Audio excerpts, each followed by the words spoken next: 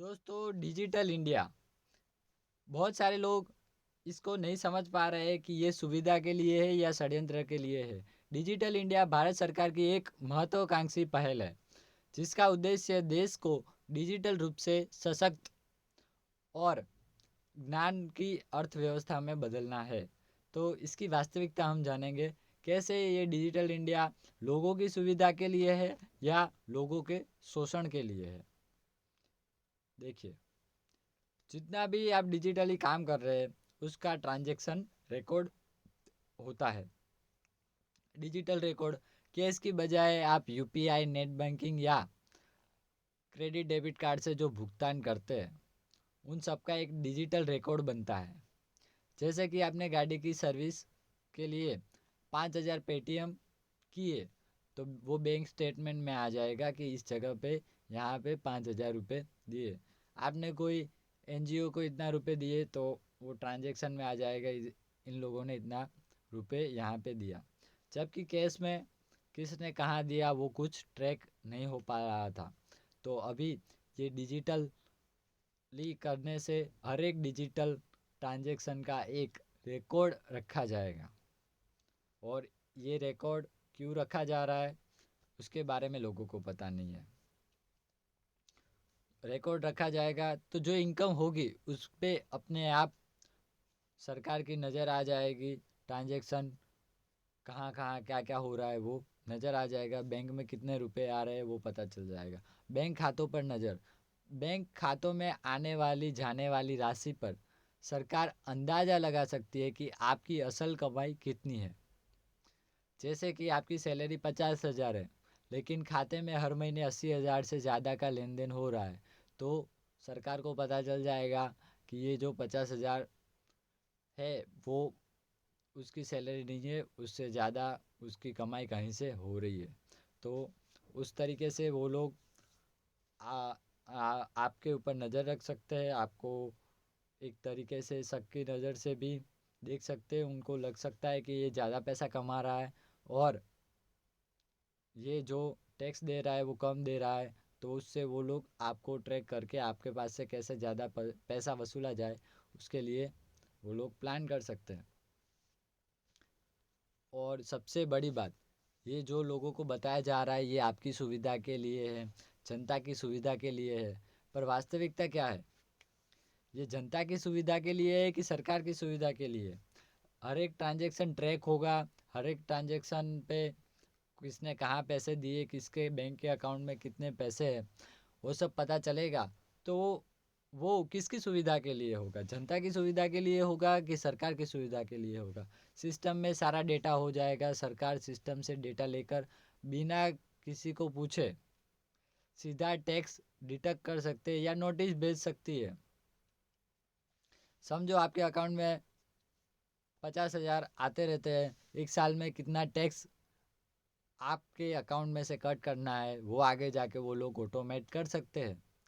अभी तक जो टैक्स कट हो रहा है वो कैसा हो रहा है? मैन्युअल हो रहा है।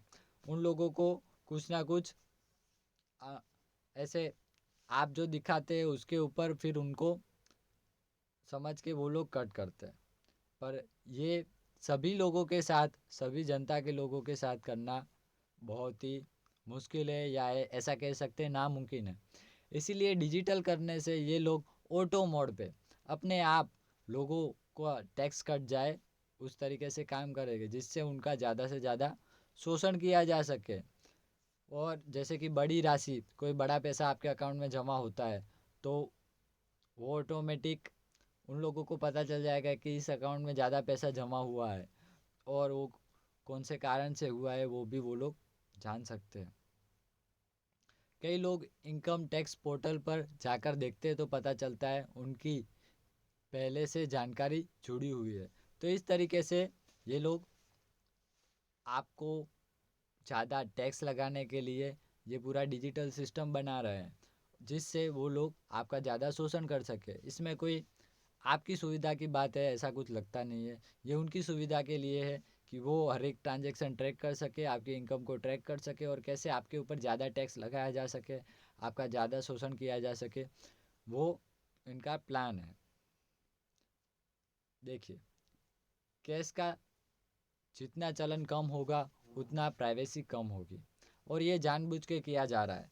आप देखेंगे कि जानबूझ के नोटबंदी लाई जा रही है, वायरस के नाम पे लोगों को डिजिटल करेंसी यूज़ करने का बढ़ावा दिया जा रहा है। वो इनडायरेक्टली इन लोगों की सुविधा के लिए है कि ज़्यादा से ज़्यादा लोग डिजिटल करेंसी यूज़ करेंगे, और डिजिटल करेंसी से वो लोगों का ट्रैकिंग सिस्टम इजी हो जाएगा। इसीलिए ये लोग अभी नोट जो होते हैं उसको भी प्रिंट करना धीरे धीरे कम कर रहे हैं, और डिजिटल ई रुपी से लोगों को ट्रांजैक्शन करवा रहे हैं, जिससे उन लोगों का ट्रैकिंग इजी हो सके।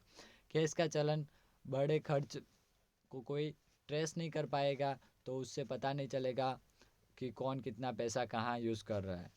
हर ट्रांजैक्शन डिजिटल से ट्रेस होगा, और उससे ही वो लोग आपको फिर कंट्रोल कर सकते हैं। डिजिटल मनी किसके अकाउंट में कितने रहने चाहिए, किसी के अकाउंट में किसी को ज़्यादा पैसा हो तो उसको ब्लॉक किया जाएगा, या फिर उसके पास से ज़्यादा ट्रांजैक्शन की वजह से ज़्यादा टैक्स वसूला जाएगा। ऐसा ये लोग सिस्टम ला सकते हैं।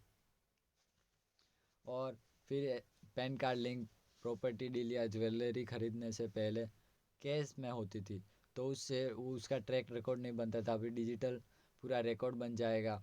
तो ये सब इनडायरेक्टली डिजिटलाइजेशन इसलिए किया जा रहा है कि आपको ट्रैक किया जाए, ट्रेस किया जाए, और ज़्यादा से ज़्यादा आपको वे ऊपर शोषण किया जा सके, टैक्स लगाया जा सके।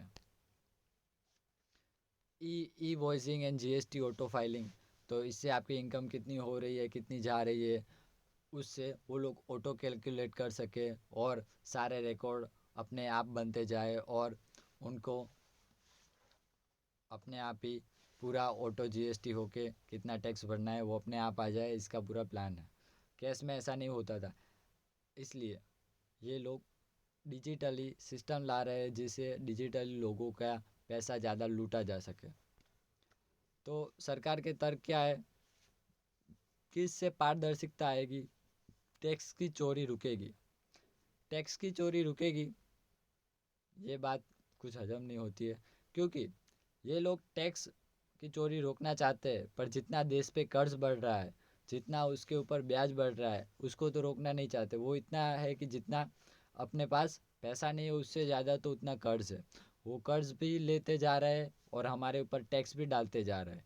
तो ये कोई मुमकिन चीज़ नहीं है कि वो लोग हमारे ऊपर ज़्यादा टैक्स डालेंगे।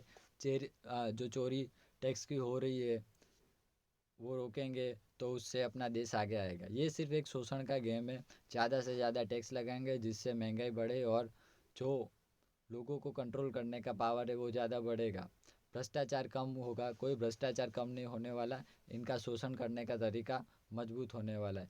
भ्रष्टाचार वो लोग खुद कर रहे हैं, और हमें बोलते हैं कि इससे भ्रष्टाचार कम होगा। भ्रष्टाचार कम होगा, किस में कम होगा?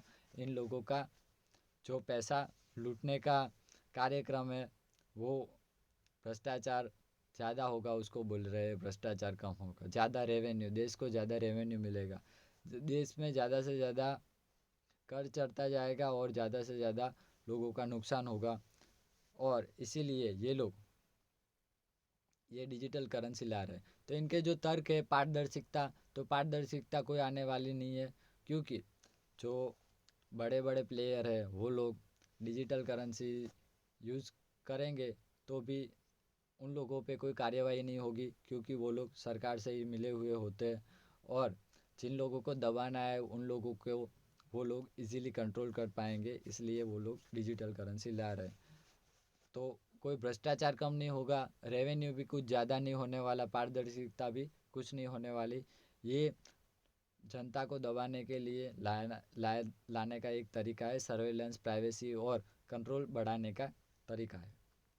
और इससे निष्कर्ष क्या निकलता है कि शोषण, इससे शोषण बढ़ेगा। डिजिटल इंडिया की वजह से लोगों का शोषण करने में सरकार को आसानी होगी, क्योंकि जो मैनुअल टैक्स भरना होता है उसमें बहुत सारी मगजमारी होती है, सरकार सब जगह पहुंच नहीं पाती, तो उससे बहुत सारे लोगों का पैसा बच जाता है।